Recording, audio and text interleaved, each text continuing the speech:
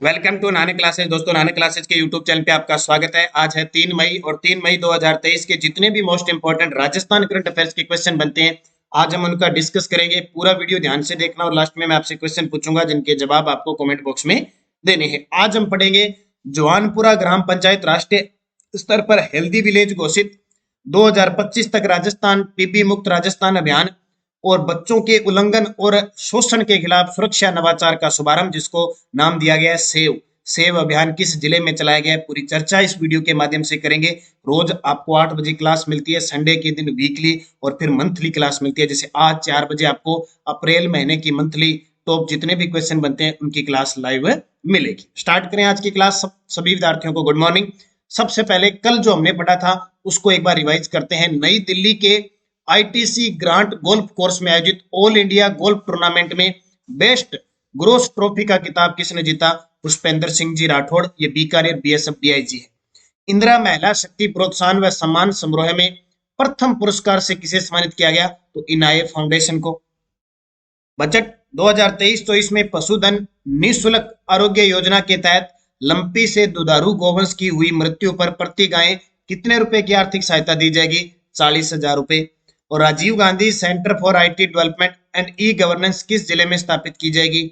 जयपुर में। और राज्य बजट वर्ष 2023-24 में राज्य सरकार ने सामूहिक विवाह सम्मेलन को प्रोत्साहन देने के लिए अनुदान राशि बढ़ाकर कितनी कर दी है? 25,000 रुपए। ये कल हमने इसको पढ़ा था। क्विज आपको टेलीग्राम पे मिलती है, नानक क्लासेस शिव सर नाम से। वीडियो की डिस्क्रिप्शन में लिंक है, वो टेलीग्राम ज्वाइन करें और पीडीएफ वही मिलती है। अब स्टार्ट करें आज के इंपॉर्टेंट प्रश्न। हाल ही में ऑर्गेनिक फार्मिंग कृषि शुरू करने वाला प्रदेश का पहला कृषि विश्वविद्यालय बनेगा।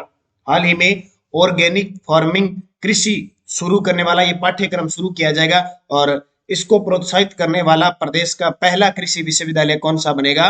ये बनेगा कृषि विश्वविद्यालय जो मंडोर जोधपुर के अंदर है। अपने राजस्थान में कितने कृषि विश्वविद्यालय? 5।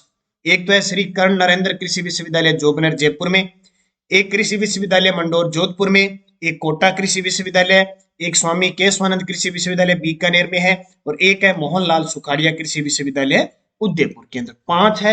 सबसे पहला कौन सा है? स्वामी केशवानंद कृषि विश्वविद्यालय बीकानेर के अंदर। तो इनके द्वारा जो जोधपुर कृषि विश्वविद्यालय है प्रदेश का पहला विश्वविद्यालय होगा। किसके लिए? ऑर्गेनिक यानी जैविक फार्मिंग शुरू करने वाला पहला विश्वविद्यालय होगा। बदलती वैश्विक परिस्थिति, खेती में रसायनों के उपयोग से मानव जीवन पर पड़ रहे दुष्प्रभाव तथा बंजर होती जमीन के संरक्षण के लिए प्राकृतिक खेती बनाने पर जोर दिया जा रहा है। जोधपुर कृषि विश्वविद्यालय में विद्यार्थियों को अन्य विषयों के साथ ऑर्गेनिक फार्मिंग पढ़ाई जाएगी। नोट: ट्रांसजेंडर को प्रवेश देने वाली देश की दूसरी यूनिवर्सिटी कौन सी बनी है? जयनारायण व्यास यूनिवर्सिटी जोधपुर। इसको भी याद रखना, यूनिवर्सिटियां बड़ी इंपॉर्टेंट है। जयनारायण व्यास यूनिवर्सिटी जोधपुर में कई बार तो एग्जामिनर सीधा सा प्रश्न पूछ लेता है कि किस जिले के अंदर कृषि विश्वविद्यालय नहीं है, कौन सा है कौन सा नहीं है। तो 5 कृषि विश्वविद्यालय है और जोधपुर कृषि विश्वविद्यालय द्वारा ऑर्गेनिक फार्मिंग शुरू करने वाला ये पहला विश्वविद्यालय प्रदेश का होगा।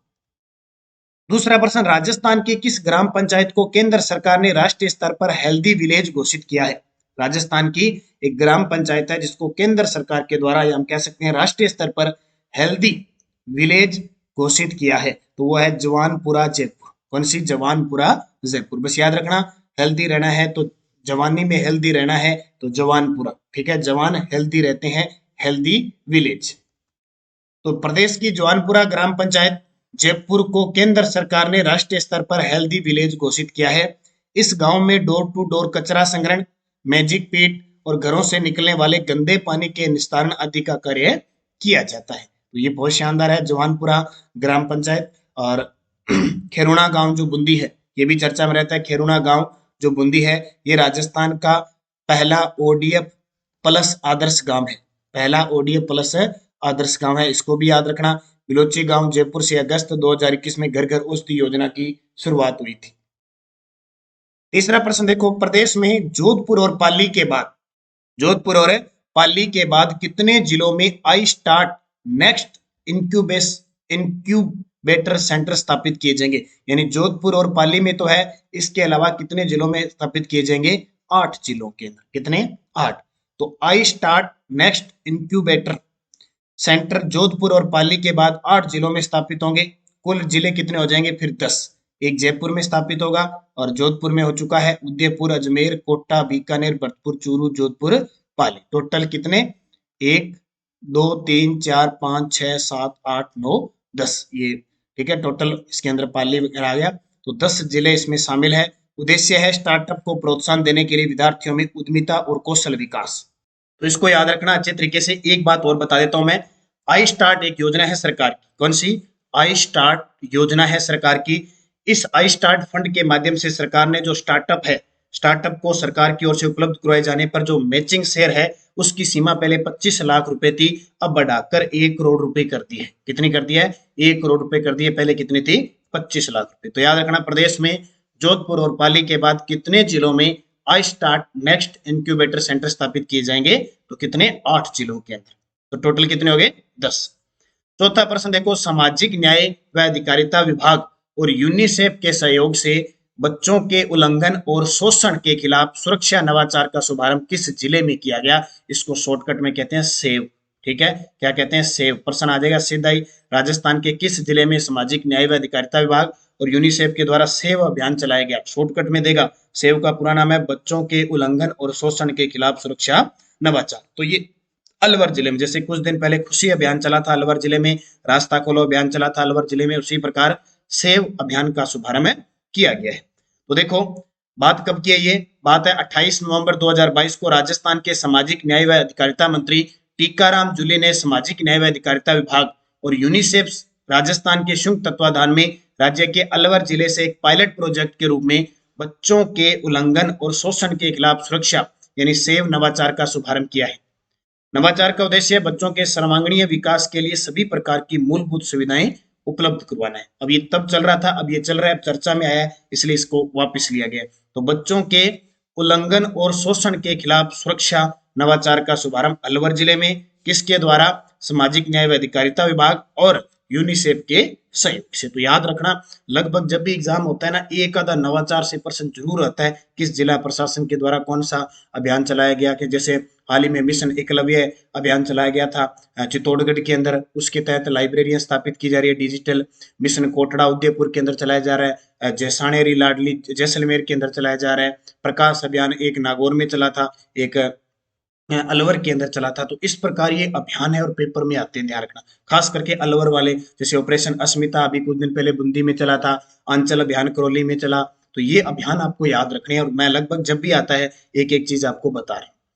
5 नंबर प्रश्न देखो, प्रदेश के किन 2 शहरों में पीएम वाणी योजना के अंतर्गत वाईफाई डाटा एक्सेस पॉइंट लगाने का पायलट प्रोजेक्ट चल रहा है? अब तक ये पिछले 1 साल में 2 बार प्रश्न आ चुका है। प्रदेश के किन 2 शहरों में, योजना का नाम है पीएम प्रधानमंत्री वाणी योजना, इसके अंतर्गत वाईफाई डाटा एक्सेस पॉइंट लगाने का पायलट प्रोजेक्ट चल रहा है। तो किन जिलों के अंदर? प्रतापगढ़ के अंदर और जयपुर के अंदर। और इसकी शुरुआत कहां से हुई है? प्रतापगढ़ से, ये भी ध्यान रखना। तो दूरसंचार विभाग एसटीडी पीसीओ की तर्ज पर पूरे प्रदेश में 100 से 200 मीटर की रेंज पर निजी वेंडरों के सहयोग से वाईफाई डाटा एक्सेस पॉइंट का जाल बिछाया जाएगा। प्रधानमंत्री वाईफाई एक्सेस नेटवर्क इंटरफेस योजना कौन सी है? पीएम वाणी योजना, उसका पूरा नाम है प्रधानमंत्री वाईफाई एक्सेस नेटवर्क इंटरफेस के तहत पायलट प्रोजेक्ट के रूप में इसका प्रयोग जयपुर और प्रतापगढ़ में किया जा रहा है। प्रधानमंत्री नरेंद्र मोदी ने दिसंबर 2020 में पीएम वाणी योजना का शुभारंभ किया और प्रदेश में इसका शुभारंभ कहां से हुआ?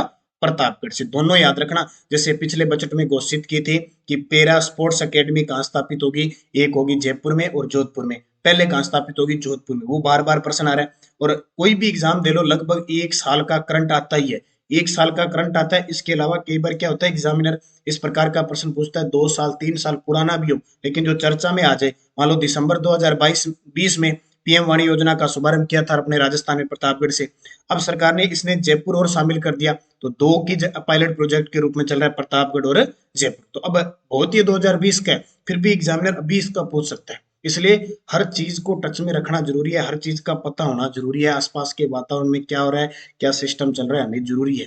प्रश्न किसी भी प्रकार का आ सकता है, क्योंकि हम ऐसे नहीं कह सकते कि ये 2020 का प्रश्न क्यों दिया, ऐसा हो नहीं सकता। एग्जामिनर किसी भी प्रकार का आपको प्रश्न दे सकता है, आप हर एक तरीके से तैयार रहना है। और तैयार कब रहोगे? जब आप निरंतर क्लास लोगे। सुबह 8 बजे अपनी क्लास 15 ज्यादा से ज्यादा 15 कई बार 20 मिनट की चल जाती है, उसके अलावा को अपनी क्लास लंबी नहीं होती है, चलते फिरते आप कभी भी देख सकते हो। और मैंने मुहिम स्टार्ट की है शाम 4 बजे लाइव आपको आके क्लास दे रहा हूँ मैं। कई बार कोई वर्क हो जाता है क्योंकि दी नहीं जाती है, इस प्रकार का सिस्टम है तो दिया नहीं जाता है, क्योंकि साथ साथ में ड्यूटी भी करनी पड़ती है, तो इसके कारण आपको ये फायदा है। तो आज शाम 4 बजे पक्का क्लास आएगी, अप्रैल महीने के टॉप जितने भी क्वेश्चन है, पिछले 2 दिनों से मैं ले नहीं पाया था क्लास, आज आपको मिलेगी। छठा प्रश्न देखो, कम से कम ये 5 से 6 बार अब तक प्रश्न आ चुका है, 5 से 6 बार। स्वास्थ्य विभाग राजस्थान ने एक तपेदिक, तपेदिक किसको कहते हैं, क्षय रोग जो होता है, टीबी, जो फेफड़ों से संबंधित होता है, ये खत्म करने के लक्ष्य को प्राप्त करने के उद्देश्य से एक टीबी मुक्त राजस्थान अभियान कब प्रारंभ किया? ये प्रश्न इतनी बार आ चुका है क्योंकि सरकार 2025 तक, यानी पूरे भारत से या अपने राजस्थान से 2025 तक टीबी मुक्त भारत, टीबी मुक्त राजस्थान का अभियान चल रहा है। और राजस्थान में एक अभियान चल रहा है, कौन सा एक अभियान चल रहा है, योजना चल रही है, राजस्थान निक्षय संबल योजना, राजस्थान निक्षय संबल योजना। इसके तहत सरकार जो टीबी से ग्रसित रोगी है उसको 500 रुपए आर्थिक सहायता भी दे रही है, उसके अलावा और भी टीन स्पून वगैरह है वो भी उपलब्ध करवा रही है। तो टारगेट है 2025 तक, ये बार बार प्रश्न आ रहे हैं, ठीक है। टीबी हारेगा राजस्थान जीतेगा, इस तरह अभियान चलाया जा रहा है। और देखो, टीबी मुक्त राजस्थान अभियान के अंतर्गत क्षय मुक्त पंचायत में प्रत्येक ब्लॉक में वार्ड ग्राम पंचायत चिन्हित करके टीबी मुक्त ग्राम पंचायत के लिए विभिन्न गतिविधियों का आयोजन किया गया है।